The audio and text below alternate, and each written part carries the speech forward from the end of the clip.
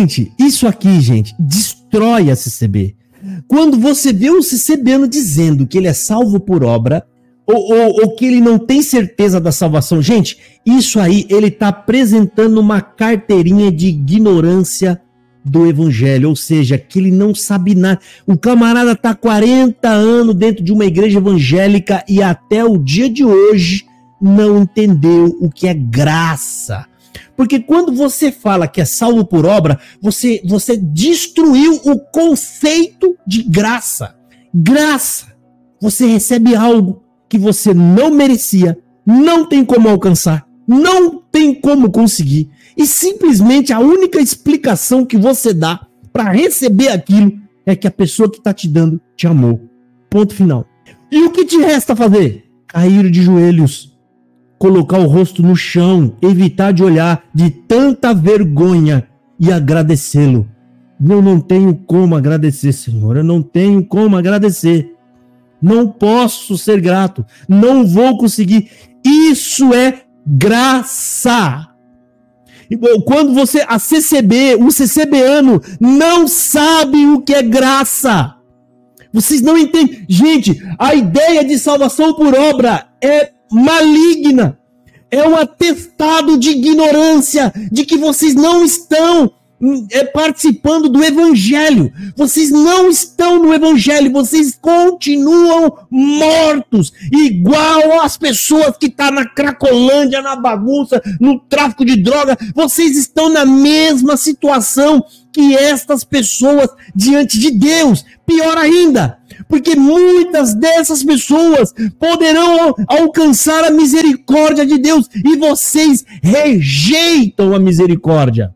É como se Jesus dissesse para vocês hoje: olha, se aquela pessoa que está na Cracolândia tivesse ouvido apenas 2 ou 3 pregações das que você já ouviu na sua vida inteira, sabe, das milhares de pregações, essas pessoas teriam se convertido. Mas vocês têm um coração duro e obstinado. Portanto, o juízo de vocês vai ser com mais rigor do que aqueles camaradas que estão lá na Cracolândia. Vamos ver os desdobramentos. Quando o CCBano diz que é salvo por obra, como até o dia de hoje eles pregam isso na CCB. Até o dia de hoje, nas tribunas da congregação, eles estão pregando salvação por obra. Isso é um atestado de que vocês não sabem nada sobre o evangelho. Os desdobramentos.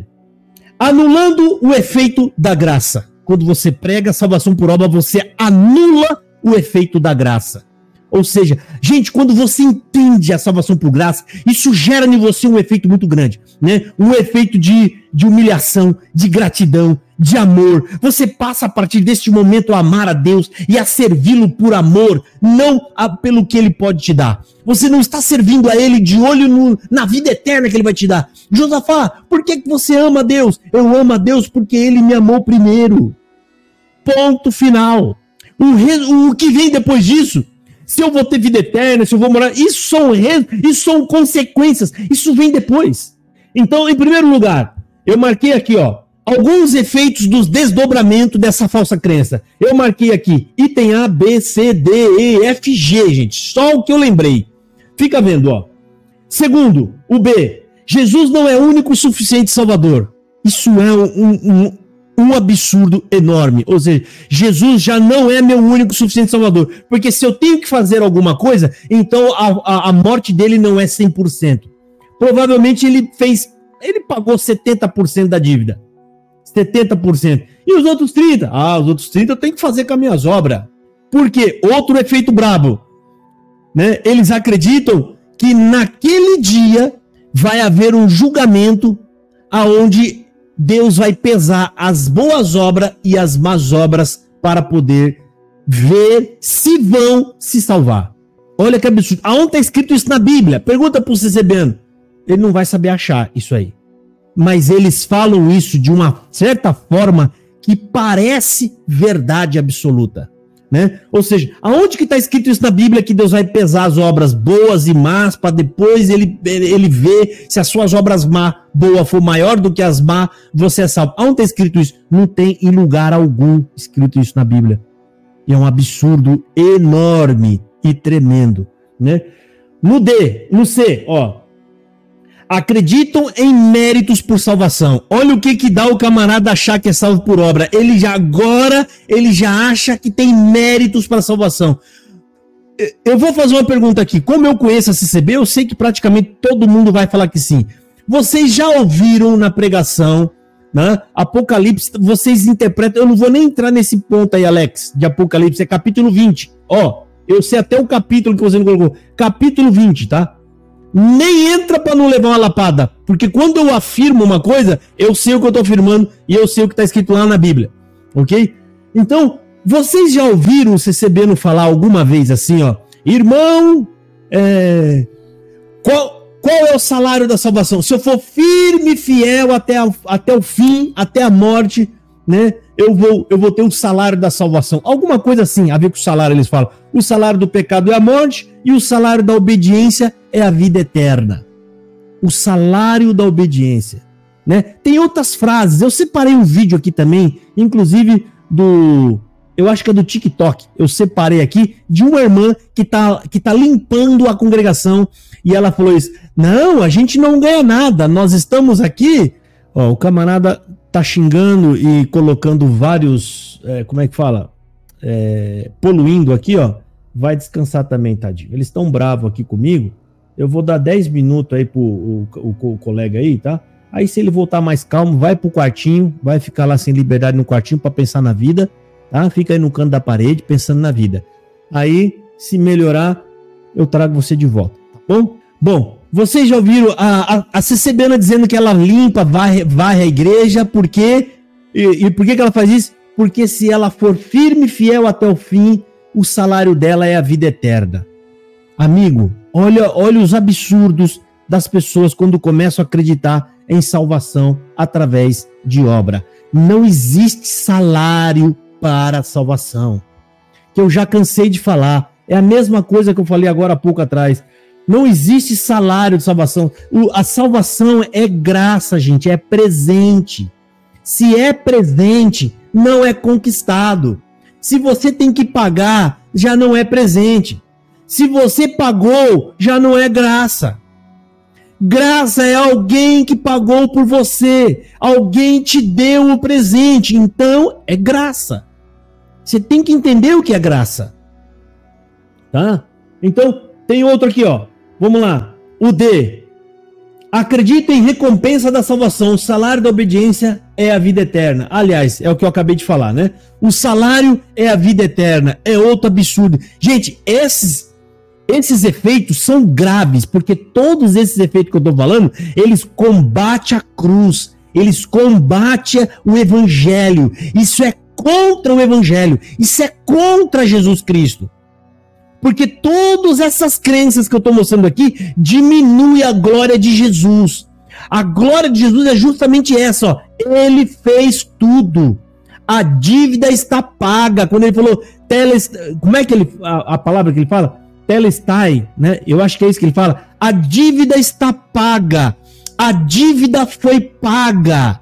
Quando Jesus fala isso, a dívida está paga porque ele pagou absolutamente toda a dívida. Não ficou nada para nós e nem poderia ter ficado nada para nós, né? Agora vamos aqui.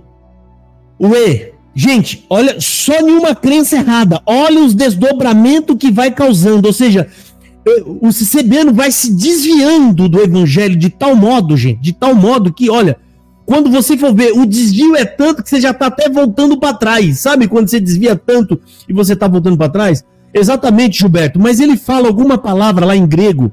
Eu não lembro se vocês lembram. Ele fala Eli, lama sabachthani, mas ele fala uma outra frase também, para telestai, alguma coisa assim. Eu fui estudar essa palavra e é uma palavra usada muito entre o judaísmo, né? Quando pagava uma dívida, a pessoa falava telestai, ou seja, né? Tá pago. Tá pago, é como se fosse, sabe? Você fala uma coisa, a pessoa concorda, sim, tá pago por completo agora, acabou aqui, beleza. Eu fui estudar mais ou menos a fundo sobre isso, e é que agora eu esqueci porque já faz um tempo, né? Já faz bastante tempo, tem uns 4 anos isso. E lá fala que essa é uma palavra muito usada. Eu não sei se vocês podem ver, os judeus e Cristo, ele usa muita coisa do Velho Testamento para falar ou para proferir as palavras.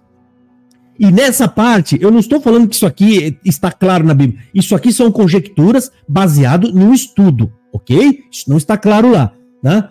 Só essa parte, mas o efeito da graça, isso está claro lá. Paulo fala, a dívida foi paga. Então ele fala, telestai, ou seja, a dívida está paga, pai. Acabou. Não devem mais nada. Ali, gente, acabou todo o sofrimento. Acabou a culpa. Nós não seremos mais condenados. Nós já estamos salvos a partir do momento que você crê que Jesus é o seu remidor. Até todas essas palavras têm um significado. Remidor. Existe uma lei no Antigo Testamento chamada a lei da remissão. Alguém morrendo, santo morrendo para pagar minha dívida. Você foi remido, né? Você passou pela lei da remissão, tá? Isso deve estar... Eu esqueci agora o capítulo. Então, vamos lá.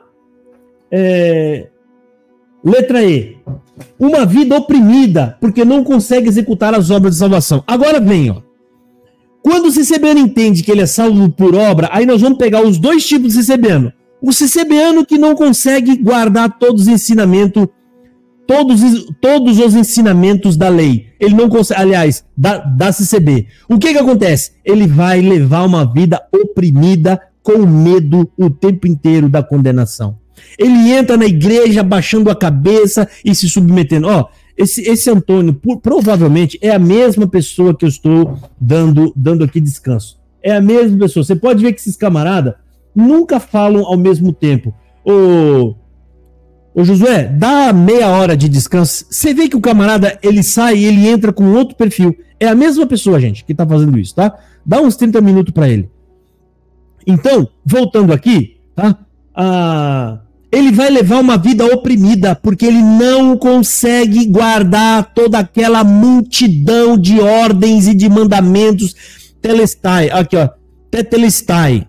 Tetelestai. O irmão Pablo escreveu aqui, ó. Jesus, quando fala isso, ele diz, tá pago. Ou seja, pai, tá pago, acabou. Estão livres. E agora, o que falta? Falta essas pessoas confessarem que eu sou o salvador dele. Que eu sou o remidor. É isso que falta para nós. Acabou, gente. Mais nada, a dívida tá paga. Aqueles que creem em Jesus Cristo como seu Salvador não devem mais nada.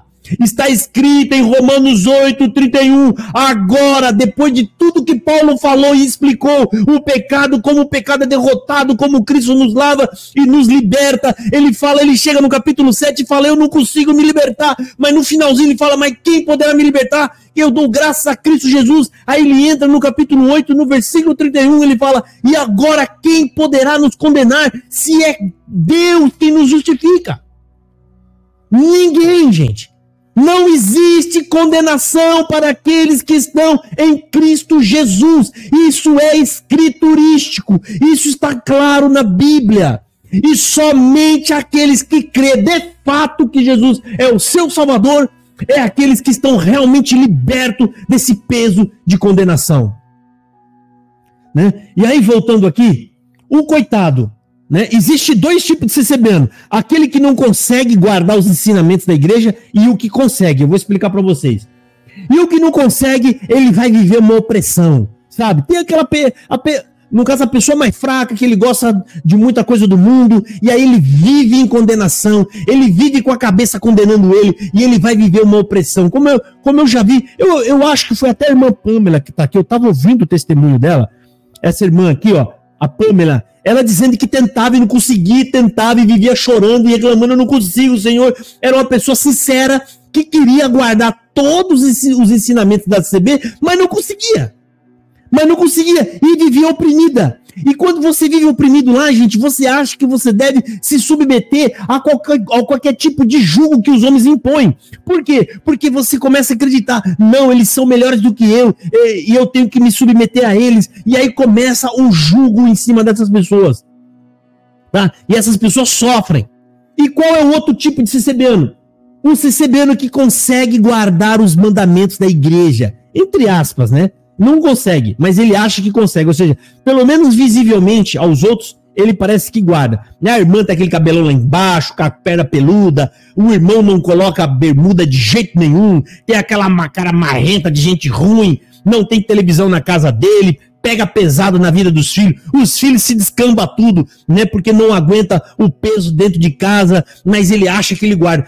A pessoa que consegue guardar esses ensinamentos abusivos da CCB, eles se tornam pessoas cheios de si, orgulhosas, soberba, né, cheios de vanglória. Então você tem o oprimido na CCB e o soberbo na CCB. Ou seja, os dois estão debaixo de condenação. O oprimido porque não entendeu que é Cristo que salva, e o soberbo porque acha que é ele que está produzindo a salvação nele mesmo. E aí quando você ajunta os dois para viver junto dentro de uma igreja, só vai dar caca. O orgulhoso, né, o soberbo passando por cima do coitado que não consegue, né, ficar sem andar de bermuda. A irmã que de vez em quando cortou o cabelo ou pintou o rosto, aí vem um soberbão lá e cai e enfia a espada naquela coitada. Desce o porrete nela. Aí vive uma vida de opressão dentro dessa seita. E detalhe, esses dois estão debaixo de condenação. Os dois. O oprimido, porque está ali sob as rédeas do diabo e ainda não encontrou Cristo. Por isso que está oprimido. E o que oprime, porque é um soberbo, né, vangloriado, achando que ele mesmo pode alcançar a salvação pelos seus próprios esforços. Esses dois, quando morrer, vão para diante do tribunal de Cristo e serão condenados ao lago de fogo. Com certeza. Então, qual que é a saída, Josafá? É Cristo, filho. Cristo, Jesus. Ele é a graça, ele é a salvação, ele tem a medida certa. Você encontrando Cristo em primeiro lugar, você não fica mais debaixo de opressão, não vou ser mais o oprimido da CB, não fico porque eu entendo que ele pagou minha dívida e eu estou salvo. Não vou ficar soberbo igual o outro da CCB, por quê? Porque eu sei que não foi eu que consegui, foi Cristo quem me salvou. Então só Cristo te coloca na medida adequada, correta, nem oprimido e nem cheio de si. Nem cheio de vanglória, ele vai te colocar na porção certa. Só Cristo consegue o tempero exato para uma vida cristã. Você nunca vai encontrar isso na CCB, irmão. Eu estou provando isso para você. Eu desafio o CCB a entrar aqui e dizer que as coisas que eu estou falando aqui não são verdadeiras.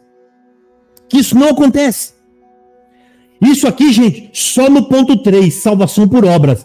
Eu estou agora no F. E o G, para acabar essa parte. Jesus é excluído do meio do povo e da igreja. Por que excluído, gente? Quando ele perde o efeito de ser o meu Salvador, aquele a quem fez tudo, aquele a quem me faz admirá-lo e amá-lo, quando você não tem essa referência, Jesus passa a ser um personagem igual aos outros personagens bíblicos. Para o CCBano, Jesus é um personagem da Bíblia, da história da Bíblia. Ele é igual Pedro, que está lá na Bíblia, João, né? Sabe? Ele olha para Jesus como, sabe, um personagem. Jesus não é o Deus, o nosso Deus. O Deus vivo, que está vivo, não morreu. Ele não está na história. Por que ele não está na história? Porque ele está vivo. Quem ficou na história é quem morreu e ficou esquecido. Agora ele é só história, porque não existe mais. Jesus está vivo. Ele não ficou na história. Ele está hoje aqui. Cristo vive. Entendeu? Então, eles não entendem isso. Quando eles acreditam em todas essas crenças, Jesus simplesmente ele torna-se excluído e ele deixa de fazer parte de fato da vida do CCBano. Né? Ou seja, Jesus é só um personagem falado na Bíblia. É alguém que tem o nome escrito na parede. É alguém que colocaram o nome dele lá no caixote invernizado. É só isso. Jesus deixa de ser a fonte da minha vida. Ele deixa de ser aquilo por quem eu amo. Porque, gente, só quando nós entendemos, primeiro, o tamanho da nossa miséria. E em segundo, quando você entende que Jesus te salva, ele te perdoa e te salva, automaticamente essa crença, ela vai brotar em seu coração um amor por Jesus sem tamanho. É esse amor que fez a igreja primitiva ir para, né, as arenas, foram comidas por leões e eles não negaram Jesus. por conta desse amor que brotou no coração deles. Eles amaram Jesus mais do que a própria vida deles.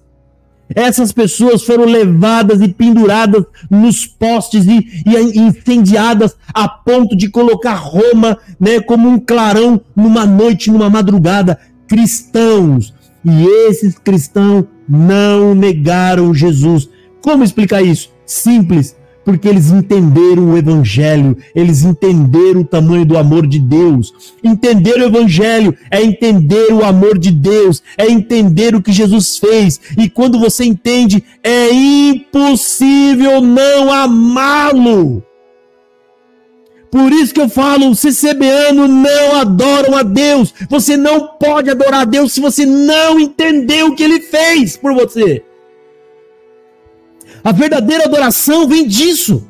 O primeiro ato de adoração é na sua conversão, quando você cai de joelho e fala, Senhor Deus. Sabe aquela passagem onde Tomé fala, Senhor meu, Deus meu? Quando você vai estudar o que significa para um judeu falar que uma outra pessoa que não seja Deus é o Deus dele, você vai entender o tamanho da religiosidade que Tomé conseguiu vencer ali. Ele conseguiu, gente, o judeu até o dia de hoje, se tem uma passagem na Bíblia, na Torá, que eles mais guardam, desde a criancinha pequenininha, eles mais guardam, que é a mais conhecida lá, é não adorar o Deus. Parece que é Deuteronômio capítulo 6, parece, né? Deus é um só, não adorarás outro Deus. É alguma coisa assim. É o versículo bíblico mais emblemático para o judeu. E quando você vê Tomé caindo de joelhos e falando, Senhor meu, Deus meu, é a mesma coisa como se fosse um CCBano caindo de joelho agora e falando, a CCB não é a graça, Senhor, Tu é a graça, Senhor Jesus, meu Salvador. É quase o mesmo efeito. Quando Tomé cai de joelho e fala, Senhor meu, Deus meu, ele passou a adorar um outro, é como se ele tivesse, não estou falando que ele está, né? Para o judeu que estivesse vendo ele ali, ele está adorando outro Deus. Ou seja, que naquele exato momento, Tomé entendeu, Senhor Jesus, Tu és Deus. Ele não está adorando outro Deus, ele só creu e entendeu naquele momento, esse homem é Deus. Ele é o Deus de Israel. Ele é o nosso Deus. Naquele momento foi o momento da conversão de Tomé, uma confissão maravilhosa. E você e eu, meus irmãos, nós passamos por isso. Não igualzinho o Tomé, mas quando você deixou de defender uma seita e passou a entender e crer, o Senhor Jesus, Ele é o meu único e suficiente Salvador. Nessa sua humildade, você então abandonou de vez a crença CCBana.